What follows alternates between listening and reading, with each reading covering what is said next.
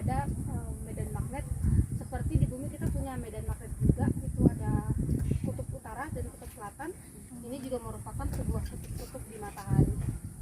Nah kalau tadi kita lihat dengan teleskop ini kelihatan bintik mataharinya semuanya hitam kan.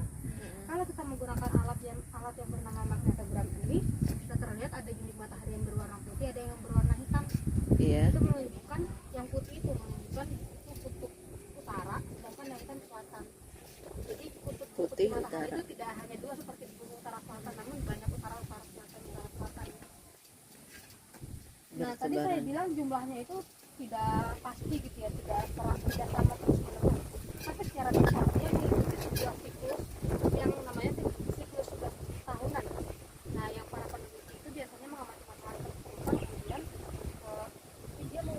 mereka membuat sebuah diagram kupu-kupu yang mana ini menunjukkan di tahun tertentu jumlah bintik matahari itu sangat banyak, namun pada tahun tertentu juga dia sangat sedikit. Nah itu siklus 11 tahunan. 1995 dia sangat banyak radiasi. Dia banyak, terus nanti beberapa tahun dia sedikit lagi jumlahnya. Jadi ada siklusnya. Nah, terangnya radiasinya. Tadi saya bilang ini ada medan magnet di daerah bintik matahari itu. Nah karena ada medan magnet dia bisa membuat antara satu bintik ke bintik lain, dia bisa membuat aliran gas. Jadi di permukaan matahari itu bisa ada gas yang yang keluar seperti ini, seperti ini. Nah kadang dia bisa membentuk sebuah lengkungan antara satu bintik ke bintik yang lain. Ini namanya lidah api matahari, kita namakannya prominens. Dan ada waktunya juga di lidah api matahari ini, ketika dia membuat lengkungan tadi dia bisa terputus. Jadi kalau misalnya energinya yang itu sangat kuat, jadi terputus. Kalau terputus itu dia bisa menjemburkan materi-materi atau gas-gas ke luar, dan itu bisa berdampak kepada astronot yang bekerja di luar angkasa ini. Dari percikan itu.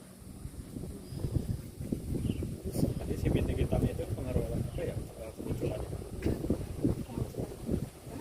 Apakah ini kan bintik hitam itu kan di matahari kan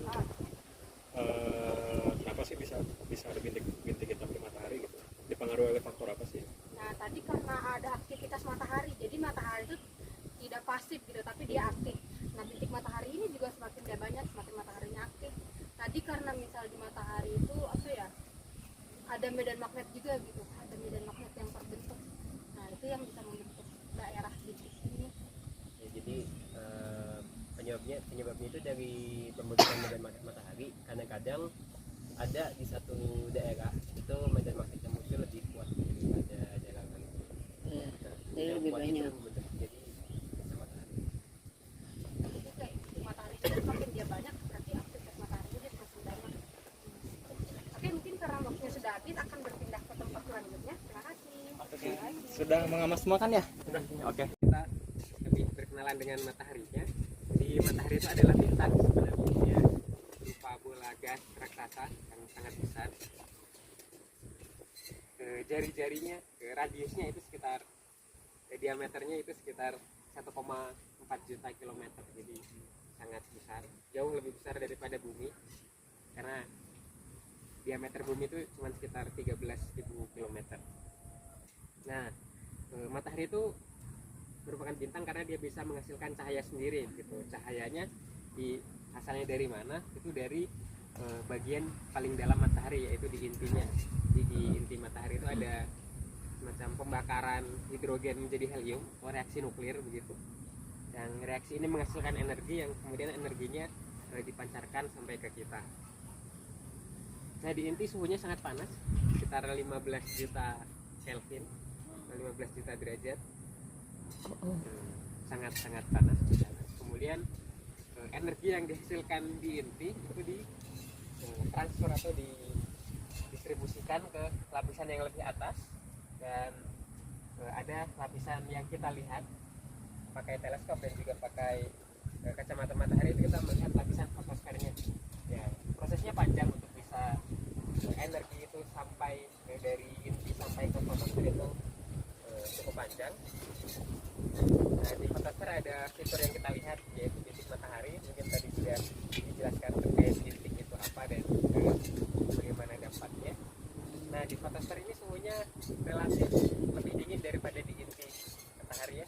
Ya. Kalau di inti 15 juta, ya di fotosfernya 6.000. 6 juta. Kemudian walaupun kita melihat fotosfer gitu ya, lapisan yang kita lihat itu fotosfer, tapi di atas fotosfer itu masih ada lapisan lagi yaitu kromosfer. Nah kalau di kromosfer kita bisa melihat fitur lain seperti mungkin kalau nonton video matahari itu biasanya ada yang meledak-ledak atau ada seperti lidah api yang menjulur Tidak itu masalah. salah. lokasinya ada di lapisan kromosfer. Kita tidak bisa Kromosfer. melihat pakai teleskop, ini harus pakai sedikit konfigurasi teleskop yang berbeda begitu. Nah suatu saat karena bahan bakar dari cahaya matahari itu hidrogen utamanya, itu suatu saat pasti akan kehabisan hidrogen mataharinya, bahan bakarnya akan habis karena kan tidak Selama dia jumlah hidrogennya tidak terbatas, jadi terbatas ada jumlah tertentu. Ketika nanti bahan bakarnya habis ya matahari akan mati dan kabar baiknya mungkin masih sekitar 5 miliar tahun lagi. ya betul. Masih sangat lama. Nah, mungkin waktunya sudah habis. Oke, mohon maaf benar teman-teman semua karena waktu yang sudah habis, jadi kita akan ke tempat berikutnya. Oke. Surya. Oh iya. Ini tuh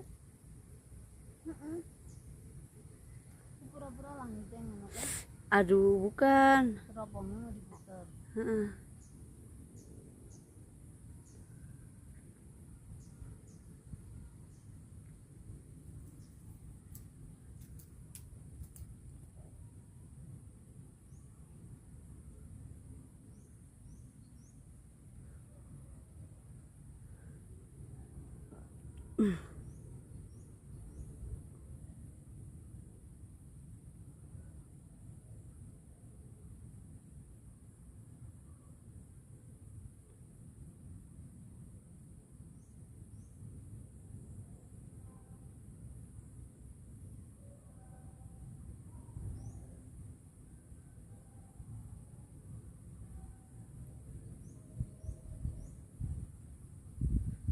Ini satu-satu suruh lihat ke langit gitu.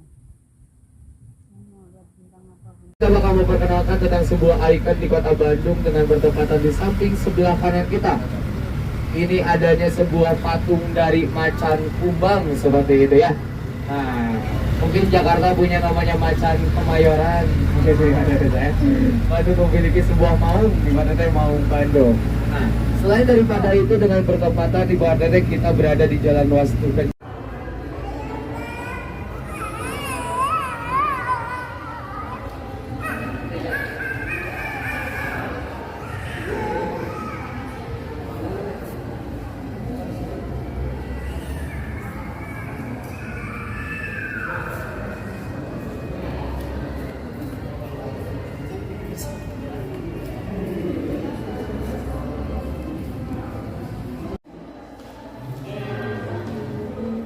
Asma. Ini yang ada emasnya.